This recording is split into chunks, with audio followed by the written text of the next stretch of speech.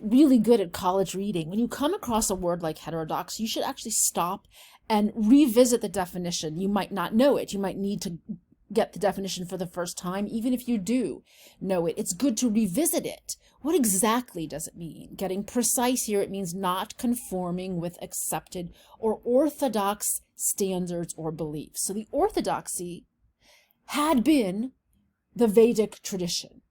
And these new groups are heretical, potentially. They're unorthodox. They are dissenting. These dissenters were found in this particular region. The Ganges River, there it is, the Ganges River plain in the north of India. So it's interesting to consider from a historical perspective what leads to the growth of dissent or heterodox thought in a particular time and place.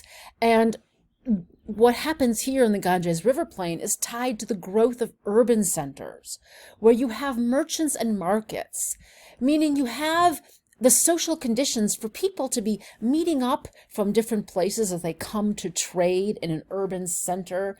And urban centers tend to be places where people from different backgrounds encounter each other and tend to foster new ideas. That's happening here.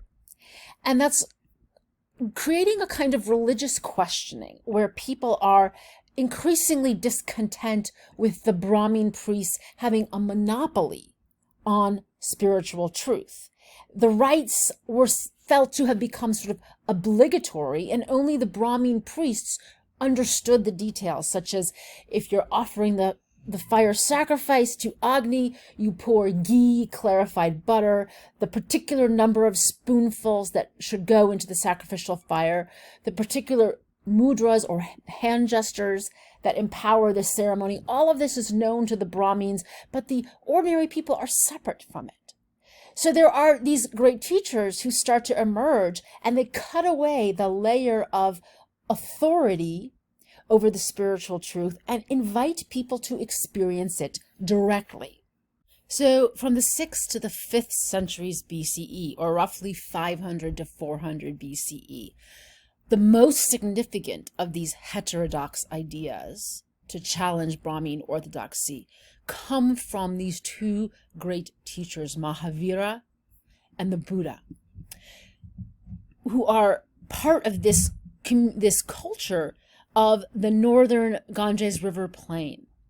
Mahavira was a chieftain of a republic. So one of the interesting things about the fertility of kind of new thinking in the Ganges River plain was that there were various different kinds of power structures. There were kingships, but there were also republics. Republics presided over by councils and chiefs. So Mahavira comes from that kind of a community which is different from a kingship and is more associated with free thinking. He achieves enlightenment and he becomes the Jina or victor. He's understood as the last of the 24 Jinas. Jina means victor. And he pursues a path of strict asceticism. I'll talk about that word in a minute, a little bit more deeply. But for now, it means giving up. And his core principle, which will also be a core principle of Buddhism, is ahimsa, non-harming. Not to harm. And this is a core principle that will reverberate all the way through time until Gandhi in the 20th century uses it as the founding of his political and social movement of emancipation. The Buddha is very similar in many ways. He has a principle of nonviolence. He comes from a northern republic. He was a prince, but in a kind of council of princes and kings, not a strict kingship. And he was very much uses the language of being a pathfinder and follows an ascetic lifestyle or worldview, but not as strictly as in Jainism.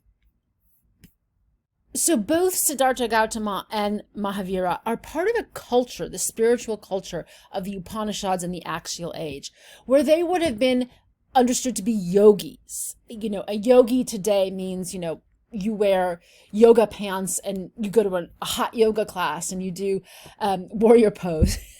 The term was much more spiritually oriented and meant differently. It meant one who seeks union with the divine, a spiritual seeker. And part of the culture of the Ganges River Plain at this time was what was called the going forth, which meant leaving your comfortable life in your comfortable city and your comfortable dwelling place and trying to experience life in the raw, going out to face the truth of existence and to strip life down to the barest elements, to give up everything so that you can find the truth. And this was considered a form of homelessness, not in the way we mean it, where people are hurting and don't have any choices. This was a choice about giving up that to which you are attached so you can live in confrontation with the elemental reality of life. And this is part of being an ascetic. So the word ascetic is related to sensual, senses. An ascetic is someone who is not seeking worldly pleasures, who will choose to give them up, who renounces them. So one of the great features of Siddhartha Gautama's life is that he is born a prince to great privilege, and he renounces it all to become a kind of a wandering beggar monk, going forth into the naked reality without the comforts of social privileges. So these axial age traditions of Jainism and Buddhism are fundamentally renunciate traditions. So once again, use the power of Google to look up renunciation and understand it crisply. The formal rejection of something, typically a belief, claim, or course of action. So it's interesting that their quote sounds very Jain or Buddhist, a renunciation of violence, to abstain from that which causes harm, to refrain from, to go without, to do without. That for these traditions is the course to happiness, which is somewhat the opposite of American culture, where getting what I want, having more stuff, is felt to be the path to happiness.